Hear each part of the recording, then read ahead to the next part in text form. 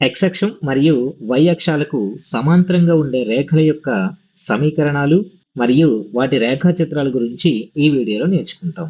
దీనిని ఇంగ్లీష్లో lines parallel to x axis and y axis అని అంటారు. x equal to 3. ఇది ఒక బిందువా లేదా సరళ రేఖ? ఏమవుతుంది? ఇప్పుడు చూద్దాం. x ఈక్వల్ టు 3 అనేది ఏకచరరాశిలో రేఖీ సమీకరణంగా పరిగణిస్తే దీనికి ఒక్కటే సమాధానం ఉంటుంది, x ఈక్వల్ టు 3. కాబట్టి సంఖ్యారేఖపై దీనిని ఒక బిందువుగా గుర్తించవచ్చు. ఈ బిందువు x ఈక్వల్ టు 3 అవుతుంది. కానీ x ఈక్వల్ టు 3ను నిరూపక తలంలో చూపించడం ఎలా? ఎందుకంటే నిరూపక తలంలో బిందువులకు x మరియు y అనే రెండు నిరూపకాలు ఉంటాయి. మనకు x నిరూపకం మాత్రమే తెలుసు, x ఈక్వల్ టు 3. అయితే y నిరూపకం ఎంత తెలుసుకుందాం. x ఈక్వల్ టు 3ను రెండు చరరాశులలో రేఖీ సమీకరణంగా పరిగణించినప్పుడు అనేక సాధనలు ఉంటాయి. y నిరూపకాన్ని 0తో గుణించండి. 0 ఇంటూ y ఈక్వల్ టు 0 అవుతుంది. కాబట్టి ఈ సమీకరణం విలువ మారదు. కాబట్టి x ఈక్వల్ టు 3ను x plus 0 into y equal to 3గా రాయొచ్చు. ఇక్కడ y యొక్క గుణకము 0, కాబట్టి y విలువ ఏదైనప్పటికీ x ఈక్వల్ టు 3 అవుతుంది. y స్థానంలో 1 పెట్టొచ్చు, 2, 3, 4 ఇలా ఏ సంఖ్యనైనా తీసుకోవచ్చు. y విలువ ఏం తీసుకున్నా అన్ని విలువలు ఈ సమీకరణాన్ని సంతృప్తిపరుస్తాయి. కాబట్టి x ఈక్వల్ టు 3 అనే సమీకరణం యొక్క సాధన 3, 1, 3, 2, 3, -1, 3, -5 ఇలా ఏ బిందువునైనా తీసుకోవచ్చు. అన్ని బిందువులు ఈ సమీకరణాన్ని సంతృప్తిపరుస్తాయి. x plus 0 into y equal to 3. ఈ సమీకరణం యొక్క సాధనలు తీసుకుందాం. ఏమేమి వస్తాయి?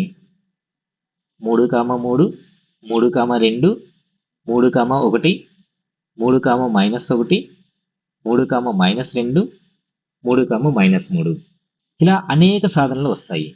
వీటన్నింటిలో సమిష్టిగా గుర్తించాల్సిన విషయం ఏంటంటే ఈ బిందువులన్నింటికి y నిరూపకం మారుతుంది, కానీ x నిరూపకం మాత్రం 3 ఉంది. ఈ బిందువులను నిరూపక తలంలో గుర్తించండి. ఈ బిందువు 3, 3, ఈ బిందువు 3, 2, ఇది 3, 1, ఇది 3, -1, ఇది 3, -2, ఈ బిందువు 3, -3 అవుతుంది. ఈ బిందువులన్నీ కలిపితే ఒక సరళ రేఖ వస్తుంది. ఈ రేఖ x ఈక్వల్ టు 3. మనం ఇక్కడ గుర్తించాల్సిన విషయం ఏంటంటే ఈ అన్ని బిందువులకు మొదటి నిరూపకం 3 అవుతుంది. రెండో నిరూపకం లేదా y నిరూపకం ఏదైనా కావచ్చు, కానీ x నిరూపకం మాత్రం 3 అవుతుంది. ఈ గ్రాఫ్ నుండి మనం కొన్ని విషయాలు నిర్ధారించవచ్చు. x ఈక్వల్ టు 3 అనే రేఖ y అక్షానికి సమాంతరంగా ఉంటుంది. చూడండి, ఇది x ఈక్వల్ టు 3 అనే రేఖ. ఈ రేఖ y అక్షానికి సమాంతరంగా ఉంది కదా. అలాగే x ఈక్వల్ టు 3 అనే రేఖకు అనంతమైన సాధనలు ఉంటాయి. ఈ విషయాన్ని ఇప్పుడే చూసాం. అలాగే అన్ని బిందువులకు x నిరూపకం 3 అవుతుంది. y నిరూపకం మారుతుంది, కానీ x నిరూపకం మాత్రం అన్ని బిందువులకు సమానంగా ఉంటుంది. ఇప్పుడు చూడండి, x ఈక్వల్ టు 3 అనే ఈ రేఖ y అక్షం నుండి ఎంత దూరంలో ఉంది? 3 యూనిట్ల దూరంలో ఉంది. కాబట్టి x ఈక్వల్ టు 3 అనే రేఖ y అక్షం నుండి ధనాత్మక దిశలో 3 యూనిట్ల దూరంలో ఉంటుంది. అలాగే x ఈక్వల్ టు 3 అనే రేఖ నిలువుగా ఉంటుంది. ఇప్పుడు x equal to plus or minus k అనే సమీకరణం తీసుకుందాం. x ఈక్వల్ టు ఏ సంఖ్య తీసుకున్నా అది y అక్షానికి సమాంతరంగా ఉంటుంది. ఉదాహరణకు x equal to -2, x equal to -1, x equal to 0, x equal to 1, x equal to 5 ఇలా ఏ సమీకరణం తీసుకున్నా అది y అక్షానికి సమాంతరంగా ఉంటుంది. ఈ సమీకరణాల యొక్క రేఖాచిత్రాలను నిరూపక తలంలో గీయండి. ఈ రేఖ x ఈక్వల్ టు -2 అవుతుంది. ఈ రేఖ x ఈక్వల్ టు -1 అవుతుంది. ఈ రేఖ x ఈక్వల్ టు 0 అవుతుంది. దీని గురించి మనం తర్వాత ప్రత్యేకంగా మాట్లాడుకుందాం. అలాగే ఇది x ఈక్వల్ టు 1, ఈ రేఖ x ఈక్వల్ టు 5 అవుతుంది. మీరు గమనించినట్లయితే ఈ సమీకరణాలన్నీ x అక్షంపై నిలువు రేఖల్ని ఏర్పరుస్తున్నాయి. మరియు x ఈక్వల్ టు ఎంత విలువ తీసుకుంటున్నామో ఆ రేఖ y అక్షానికి అంత దూరంలో ఉంటుంది. x ఈక్వల్ టు -2 అనే ఈ రేఖ y అక్షానికి ఎంత దూరంలో ఉంది? 2 యూనిట్ల దూరంలో ఉంది. చూడండి, x=-2 అనే ఈ రేఖ y అక్షానికి ఎడమ వైపున 2 యూనిట్ల దూరంలో ఉంది. అలాగే x=-1 అనే ఈ రేఖ y అక్షానికి ఎడమ వైపున 1 యూనిట్ దూరంలో ఉంది. అదేవిధంగా x=1 అనే ఈ రేఖ y అక్షానికి కుడివైపున 1 యూనిట్ దూరంలో ఉంది. అలాగే x=5 అనే ఈ రేఖ y అక్షానికి కుడివైపున 5 యూనిట్ల దూరంలో ఉంది. కాబట్టి x+k తీసుకున్నా k తీసుకున్నా దూరం మాత్రం ధనాత్మకంగానే ఉంటుంది. కానీ x+k తీసుకుంటే y అక్షానికి కుడివైపున మరియు x=-k తీసుకుంటే ఈ రేఖలు y అక్షానికి ఎడమ వైపున k యూనిట్ల దూరంలో ఉంటాయి. అలాగే x=+or-k అనే రేఖ +or-k, 0 అనే బిందువు గుండా పోతుంది. ఇది చూద్దాం. x=-2 అంటే ఈ రేఖ -2, 0 అనే బిందువు గుండా పోతుంది. చూడండి, ఈ బిందువు -2, 0 అవుతుంది. అలాగే x=1 ఈ రేఖ 1, 0 అనే బిందువు గుండా పోతుంది. అలాగే x=5 అంటే ఈ రేఖ 5, 0 అనే బిందువు గుండా పోతుంది. ఈ బిందువు 5, 0 అవుతుంది. దీనిని బట్టి మనం గమనించేది ఏంటంటే x=+or-k అనే రేఖ +or-k, 0 అనే బిందువు గుండా పోతుంది. ఇప్పుడు x=0 ఈ రేఖను గమనించండి. ఇది సరిగ్గా y అక్షం పైనే ఉంది. అంటే x=0 అయితే ఆ రేఖ y అక్షం పైనే ఉంటుంది. ఎందుకంటే x=0 అయితే y విలువ ఏమైనా తీసుకోవచ్చు.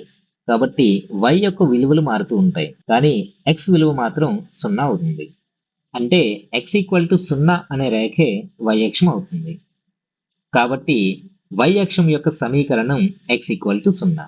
ఇప్పుడు రేఖీయ సమీకరణం y=2 తీసుకుందాం. దీనిని నిరూపక తలంలో గుర్తించాలి.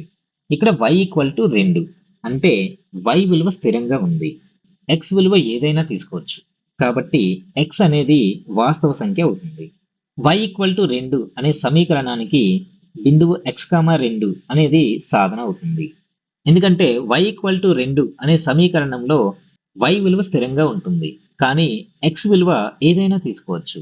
కాబట్టి ఈ సమీకరణం యొక్క సాధనలు 1, 2, -1, 2, 2, ఇలా ఎన్ని ఉదాహరణలైనా తీసుకోవచ్చు.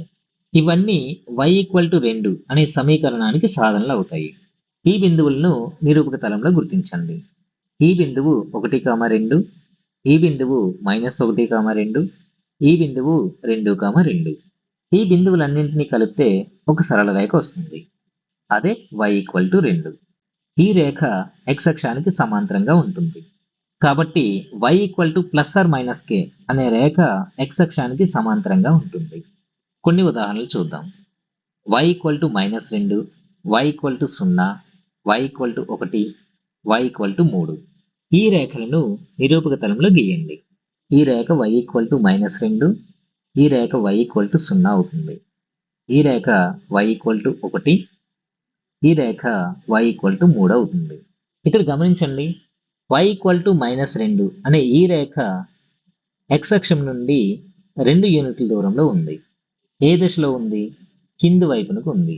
అంటే y=-2 అనే రేఖ x అక్షం నుండి కింది వైపునకు 2 యూనిట్ల దూరంలో ఉంది. అలాగే y=1 అనే ఈ రేఖ x అక్షం నుండి పై వైపునకు 1 యూనిట్ దూరంలో ఉంది. అదేవిధంగా y=3 అనే ఈ రేఖ x అక్షం నుండి పై వైపునకు 3 యూనిట్ల దూరంలో ఉంది. దీని నుండి మనం ఏం గమనించవచ్చు? y=+or-k అనే రేఖ x అక్షానికి k యూనిట్ల దూరంలో ఉంటుంది. ఇక్కడ k విలువ మైనస్ అయితే కింది వైపునకు, k విలువ ప్లస్ అయితే పై వైపునకు ఉంటాయి. మరియు y=+or-k అనే రేఖ 0, +or-k అనే బిందువు గుండా పోతుంది. ఇక్కడ చూడండి, y=-2 ఈ రేఖ 0, -2 అనే బిందువు గుండా పోతుంది. ఈ బిందువు 0, -2 అవుతుంది. అలాగే y=1 అనే ఈ రేఖ 0, 1 అనే బిందువు గుండా పోతుంది. అదేవిధంగా y=3 అనే ఈ రేఖ 0, 3 అనే బిందువు గుండా పోతుంది. ఈ బిందువు 0, 3 అవుతుంది. కాబట్టి y equal to plus or minus k అనే రేఖ 0, ప్లస్ ఆర్ మైనస్ కే అనే బిందువు గుండా పోతుంది. రేఖీయ సమీకరణం y ఈక్వల్ టు 0 తీసుకుందాం. ఈ రేఖ సరిగ్గా x అక్షం పైనే ఉంది. y ఈక్వల్ టు 0 అయితే ఆ రేఖ x అక్షం పైనే ఉంటుంది. కావున y ఈక్వల్ టు 0 అనే రేఖే x అక్షం అవుతుంది. కాబట్టి x అక్షం యొక్క సమీకరణం y ఈక్వల్ టు 0. ఒక ఉదాహరణ చూడండి. x ఈక్వల్ టు -2 అనే సమీకరణాన్ని సంఖ్యారేఖపై సూచించండి. నిరూపక తలాన్ని తీసుకుందాం. x ఈక్వల్ టు -2 అంటే x అక్షంపై -2, y విలువ ఏదైనా కావచ్చు. కాబట్టి ఈ రేఖ x ఈక్వల్ టు -2 అవుతుంది. అలాగే చూడండి, ఈ రేఖ y అక్షానికి సమాంతరంగా ఉంది. అలాగే y అక్షం నుండి ఎంత దూరంలో ఉంది? 2 యూనిట్ల దూరంలో ఉంది. మరియు y అక్షానికి ఎడమ వైపున ఉంది. కాబట్టి x ఈక్వల్ టు -2 అనే రేఖ y అక్షం నుండి రుణాత్మక దిశలో 2 యూనిట్ల దూరంలో ఉంది. మరొక ఉదాహరణ చూడండి. y ఈక్వల్ టు 5 అనే సమీకరణాన్ని సంఖ్యారేఖపై సూచించండి. నిరూపక తలాన్ని తీసుకుందాం. y ఈక్వల్ టు 5 అంటే y అక్షంపై విలువ 5 తీసుకోవాలి. x విలువ ఏదైనా కావచ్చు. కాబట్టి ఈ రేఖ y ఈక్వల్ టు 5 అవుతుంది. అలాగే ఇది x అక్షానికి సమాంతరంగా ఉంది. అలాగే ఈ రేఖ x అక్షానికి ఎంత దూరంలో ఉంది? చూడండి, 5 యూనిట్ల దూరంలో ఉంది. ఏ దిశలో ఉంది? పై వైపునకు ఉంది. కాబట్టి y ఈక్వల్ టు 5 అనే రేఖ x అక్షం నుండి ధనాత్మక దిశలో 5 యూనిట్ల దూరంలో ఉంటుంది. ఈ వీడియోలో మనం ఏం నేర్చుకున్నాం? x అక్షం మరియు y అక్షాలకు సమాంతరంగా ఉండే రేఖల యొక్క సమీకరణాలు మరియు వాటి యొక్క రేఖాచిత్రాలు రూపొందించే విధానాన్ని నేర్చుకున్నాం. అలాగే x అక్షం యొక్క సమీకరణం y ఈక్వల్ టు 0, y అక్షం యొక్క సమీకరణం x ఈక్వల్ టు 0 అవుతాయి. x equal to plus or minus k అనే రేఖ y అక్షానికి సమాంతరంగా ఉంటుంది మరియు y అక్షం నుండి k యూనిట్ల దూరంలో ఉంటుంది. అదేవిధంగా y equal to plus or minus k అనే రేఖ x అక్షానికి సమాంతరంగా ఉంటుంది మరియు x అక్షం నుండి k యూనిట్ల దూరంలో ఉంటుంది.